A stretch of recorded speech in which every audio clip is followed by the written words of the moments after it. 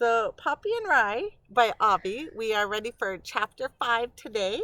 I hope that your weekend was fantastic. I love getting the emails and the pictures that you send to me about things that you've been doing, whether it's school related or not school related. I still love to hear from you guys. And so today is Poppy and Rye, chapter 5, that's called Some Words Are Exchanged. So, as we talked about at the end of chapter 4, making some prediction of who might be exchanging some words. One of the questions I want you to think about as we read this chapter is they're going to introduce a new character. So, be thinking about and listening for what new character are they going to be, is Avi going to be introducing. Some words are exchanged, chapter 5. The day after they moved, Rye, Thistle, and Curly Dock crouched beneath a tangle of blackberry bushes and looked out over the pond. "There's one," Rye hissed. A fat beaver had climbed atop a particularly large mound of sticks in the pond not far from the dam. It was dumping and smoothing mud on the mound's surface. And so as you look here, you can see Rye and Thistle and Curly Dock. And here they are in the blackberry bushes. And then you can see the house of the beaver. And you may not be able to see, but right up here is where the beaver is putting the mud and smoothing it out.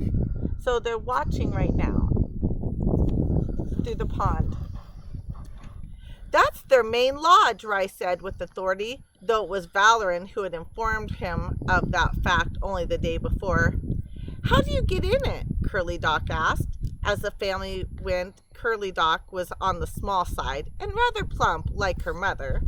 So if we look back to this picture, you can see this one right here of when you see the three mice. With the description, they said kind of plump like the mama. Well, this one's probably the plumpest, the roundest.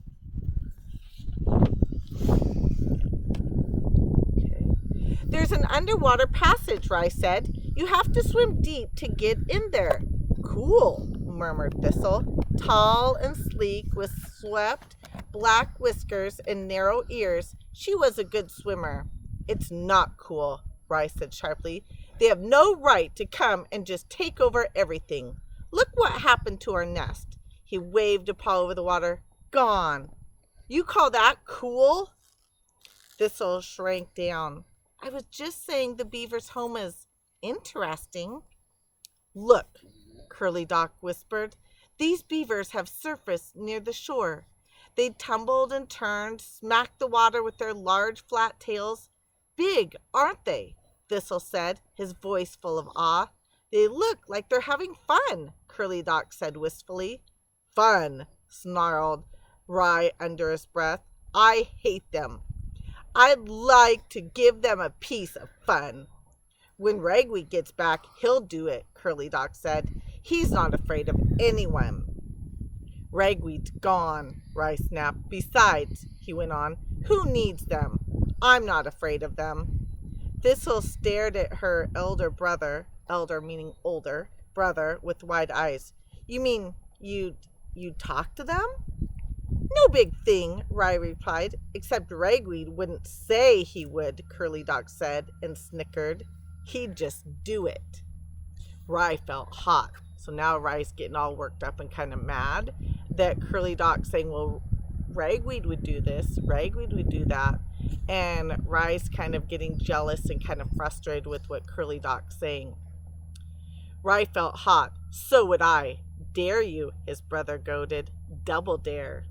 Rye, suddenly nervous, said, "I'll do it if you come with me." "You first," Thistle replied. Rye considered the beavers anew. "See," Curly Dock said, "I told you, you're no ragweed." Rye offered his brother a dirty look, then crawled out from under the berry bush. Wanting his heart to not beat so fast, he yanked his whiskers. He wished they were darker, stiffer, licked down the hairs on his chest, then headed down towards the water, tail tucked between trembling legs. Halfway to the pond, Rye halted. "You coming or not?" he called back, hoping he sounded cocky. Thistle scampered to his brother's side. The two checked back. Well? Ry asked. Curly Dock crept forward. The 3 mice inched to the water's edge near where the 3 beavers were playing. The beavers paid no attention. Go on, tell them what you think, Curly Dock said, giving Ry a nudge. You know, the way Ragweed would. Feeling he could not back down, so now he's really nervous, a jittery Ry cupped his paws around his mouth to make himself heard. Hey you, he shouted. The beavers halted their play and looked about with dripping muzzles. So they've been playing, but now their mouths are all dripping of water and mud. Were you speaking to us? One of them asked. You're the ones who dammed our brook, aren't you? The beavers exchanged looks. So they're just kind of looking around at each other. One of them paddled through the water until she was close to the mice.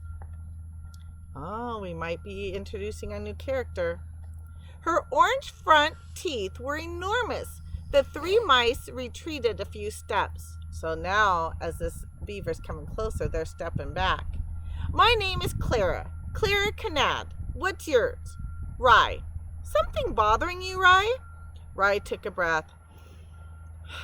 You beavers just barged into our neighborhood and took over. Ruined the brook. Ruined the land. Ruined our nest. You're thoughtless and greedy. Hey, fella, Clara retorted, making upon this progress. Progress, Ry cried. Progress for you, maybe. What about the rest of us? Who invited you here anyway? No one invited us, Clara replied. Do you mice own the brook? Well, no. There a sign posted, reserved for mice only? No, but... And it's still a free country, isn't it? I suppose. Well then, don't you think we've got the right to build our lodges here? But it's not right, a confused Ry cried. You destroyed our nest. Hey, sorry to hear it, Clara returned. There's always a price to pay for progress. But who's paying the price? Ry screamed. We are, the ones who live here. You just flood. I'd be more than happy to talk to you in a civil way. That means calm and rational way, the beaver returned. But if all you can do is rant and rave, I'd just as soon not listen. She turned about, and as she drew away, she lifted her tail and brought it down hard and flat upon the water, sending out a great spray that thoroughly soaked the mice. Sopping wet, the mice ran off, but not before Thistle stopped and shouted back at the beavers. You just wait till my brother Ragweed comes home, she cried. He'll fix you. And then here is Clara.